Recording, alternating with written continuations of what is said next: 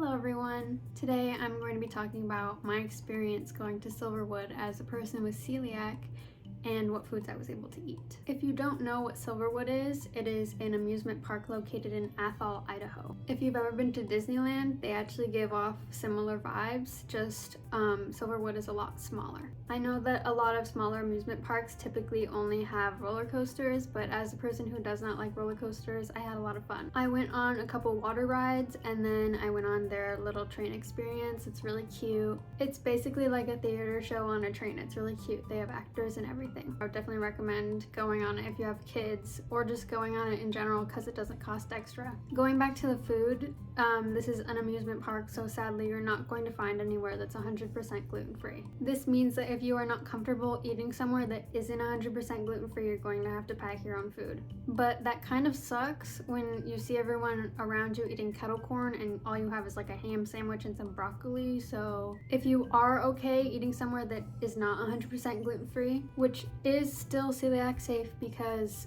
the workers can change their gloves and wash things, here are all the things that I ate at Silverwood as a person with celiac.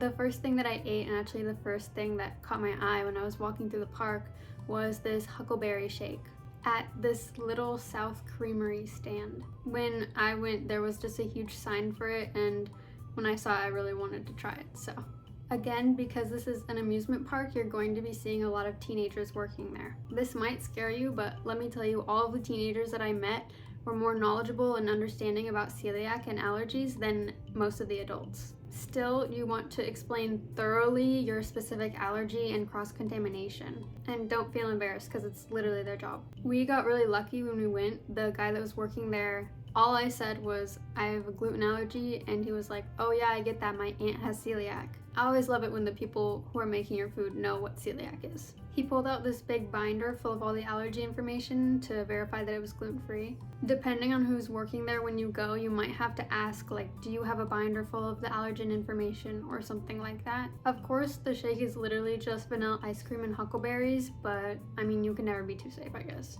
We also asked if they could change their gloves, and they cleaned out the blender for us, which was really nice. As for the actual shake itself, it was super thick and creamy, which I love. It's a little hard to drink from a straw, but I managed. The huckleberry and the vanilla ice cream just paired together so well. It's really hard to mess up a milkshake, but this one was just like perfect. Also, I have 2 straws in the video because I'm sharing with someone. Once you finish drinking the milkshake, there's going to be a bunch of like actual huckleberries at the bottom of the cup, and you can eat them. They're a little bitter, but you might like them, I don't know. The milkshake was just to keep me satisfied until lunch. So for lunch, we went to a restaurant. I was really excited when I found out that there was actually a sit-down restaurant that I could eat at. I was fully prepared to be told that I could not eat there and we would have to leave.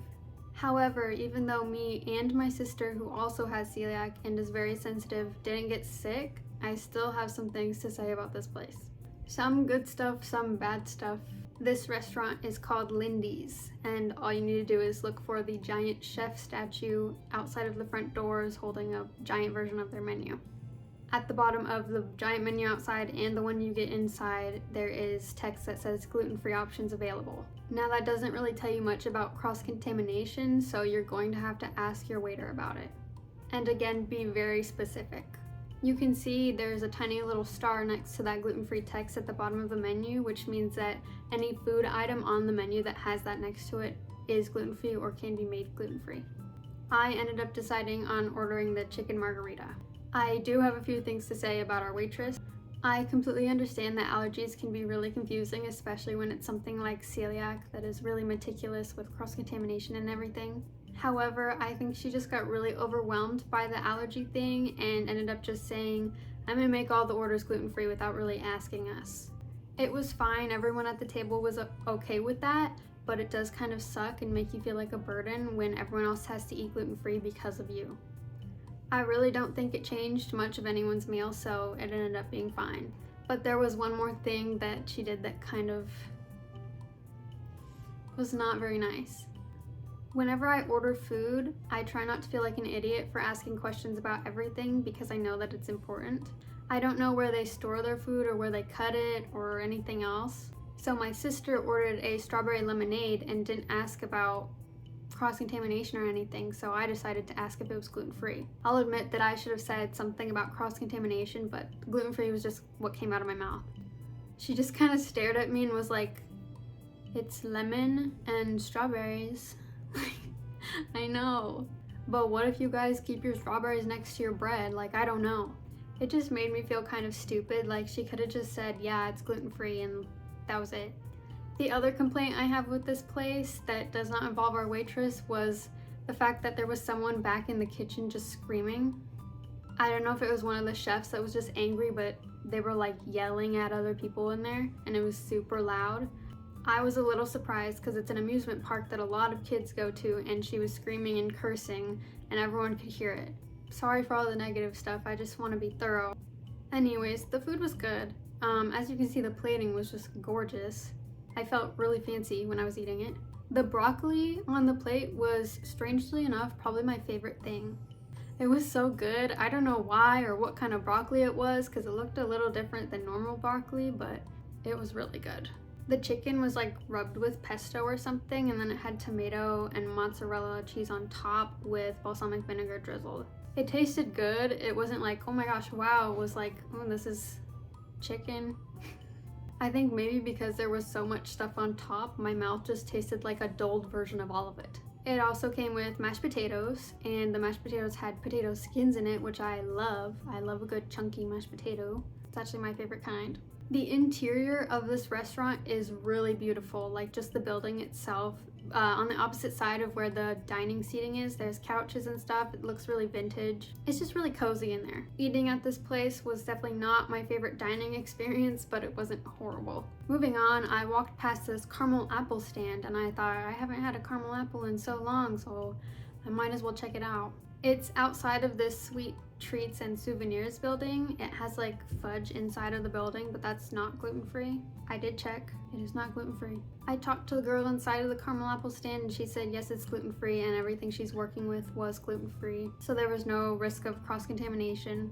Just looking at the Carmel Apple, I was a little intimidated, a little scared I was gonna lose some teeth. But if you go into the sweet treats and souvenirs building and go up to the counter that's selling the fudge that's not gluten-free, so don't buy it, you can ask them to cut your apple up for you. And they'll put it in a little bowl so you don't have to like carry around this stick all day. You just have to make sure to ask them to clean their stuff and all that, since there are items with gluten back there. Of course, you could always just eat it off the stick if that makes you more comfortable.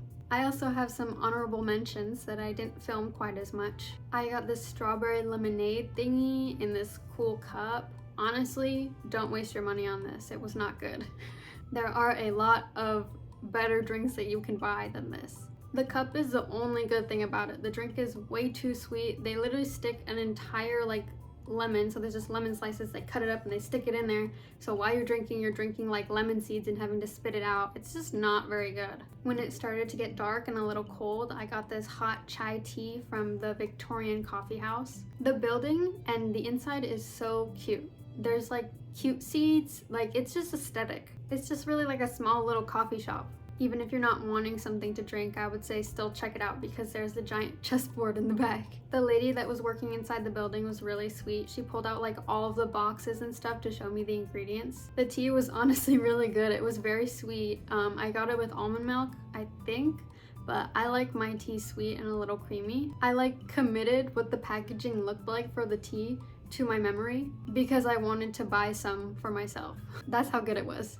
I also got some kettle corn because I love kettle corn. I just asked about gluten and cross-contamination, and they looked in the back and told me all the kettle corn was all kept separate from everything else. It's your average kettle corn. It's not anything crazy, but it's kind of a staple for amusement parks, so.